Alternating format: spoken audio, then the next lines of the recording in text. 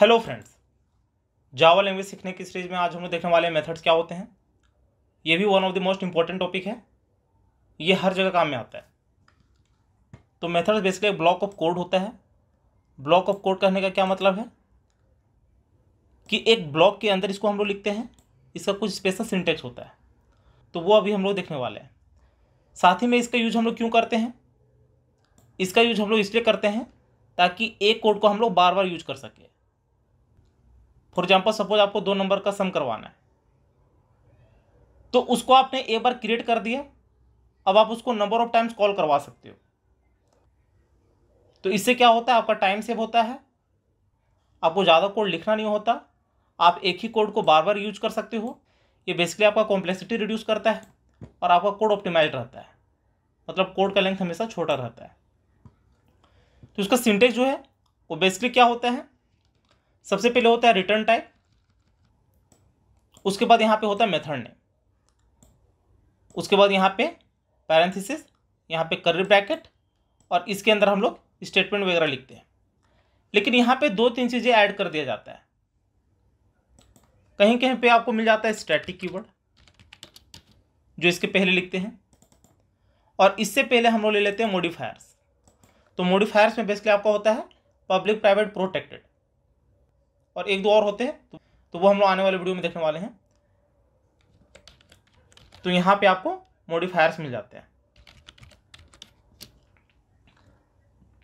तो ये दोनों कॉन्सेप्ट जो है वो डिटेल में हम लोग पढ़ेंगे आने वाले वीडियो में। लेकिन फिलहाल के आप ये समझिए कि स्टैटिक कीवर्ड का यूज आप बहुत सारी जगह पे करते हो। पहला, जब आप एक क्लास बनाते हो तो उस क्लास के अंदर नंबर ऑफ वेरिएबल्स बनाते हो आप, तो वहाँ पे आप स्टैटिक कीवर्ड यूज करते हो। जब आप मेथड क्रिएट करते हो वहाँ पे स्टैटिक कीवर्ड यूज करते हो। कोई ब्लॉक क्रिएट करते हो वहाँ पे स्टैटिक कीवर्ड यूज करते हो। तो ऐसे अलग अलग जगह पे आप स्टैटिक कीवर्ड का यूज करते हो। साथ ही में स्टैटिक कीवर्ड यूज करने से क्या फ़ायदा होता है कि जब आप एक मेथड को कॉल करवाते हो और वो मेथड आपका स्टैटिक है, तो उस केस में आपको क्लास के ऑब्जेक्ट की ज़रूरत नहीं पड़ती है। ये क्लास क्या होता है, ऑब्जेक्ट क्या होते हैं, ये सारा हम लोग डिटेल में पढ़ने वाले हैं। लेकिन फिलहाल के लिए आपको ये समझना है कि यदि मेथड स्टैटिक है तो वहाँ पे डायरेक्टली आप उसको कॉल करवा सकते हो। यदि इसकी टाइप्स की बात की जाए तो ये 2 तरह के होते हैं, एक सिस्टम डिफाइंड और एक यूजर डिफाइंड होते हैं। सिस्टम डिफाइंड जैसे कि आपको पता है कि पहले से ही डिफाइंड होते हैं, जैसा कि लास्ट वीडियो में हमने स्ट्रिंग मेथड में देखा था, वहाँ पे हमारे बहुत सारे प्री डिफाइंड मेथड थे, तो उसको हम लोग डायरेक्टली यूज करते थे। यूजर डिफाइंड क्या है, यूजर डिफाइंड हम लोग इसी तरह बनाते हैं। तो जो सिस्टम डिफाइंड होते हैं उसको भी इसी तरह बनाया गया होता है, तो उसे हम लोग डायरेक्टली यूज करते हैं। लेकिन कुछ ऐसे रिक्वायरमेंट होती है जहाँ पे हमें यूजर डिफाइंड की ज़रूरत पड़ती है। तो एक छोटा एग्जांपल देख लेते हैं इसका। यहाँ पे कर लेते हैं जावा मेथड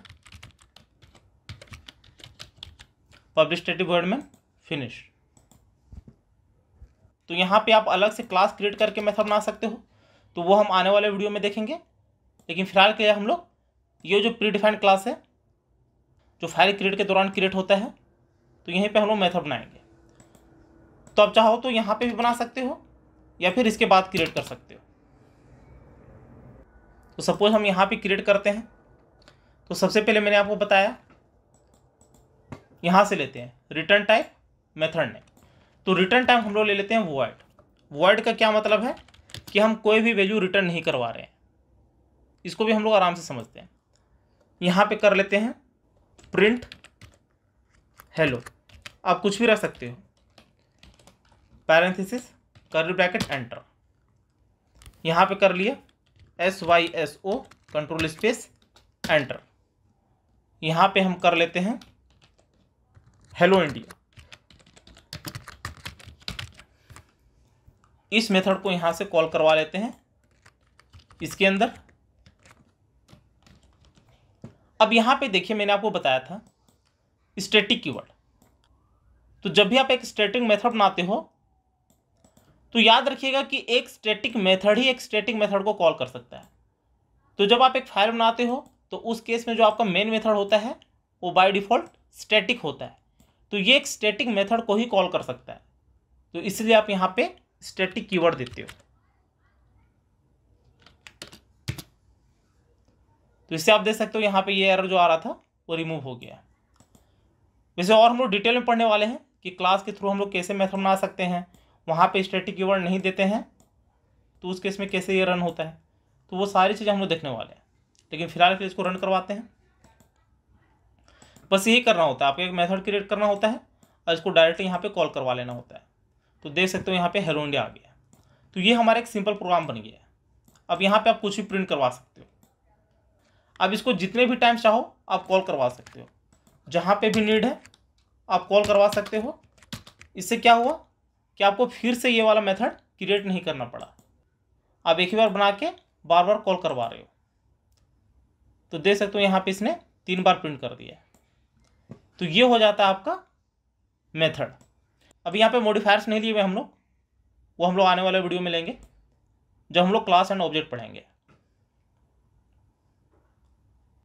सपोज यहाँ पे हमें 2 नंबर का सम करवाना है, तो उस केस में सपोज यहाँ पे हमने किया इंट ए, इसमें रख लेते हैं 10, बी कर लिया 20, सी यहीं पे कर लिया c equal to a plus b, यहाँ पे कर लिया S Y S O, control space enter, और यहाँ पे कर लिया सी।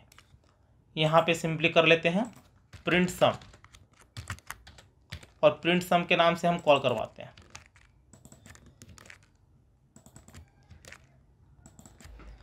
तो यहाँ पे जो वॉइड कीवर्ड आप लेते हो, इसका क्या मतलब है कि यहाँ पे किसी भी तरह का आपने रिटर्न नहीं करवाया। बेसिकली आप 2 तरह से फंक्शन को डील करते हो। एक यहाँ पे सारे वेरिएबल को खुद से क्रिएट करते हो, एक होता है आप कहीं दूसरे जगह से यहाँ पे लाते हो पैरामीटर के रूप में। तो उस केस में आप रिटर्न भी करवा सकते हो, नहीं भी रिटर्न करवा सकते हो। तो यहाँ पे हम लोग कुछ भी रिटर्न नहीं करवा रहे हैं, इसलिए यहाँ पे हमने वॉइड कीवर्ड लिया हुआ है।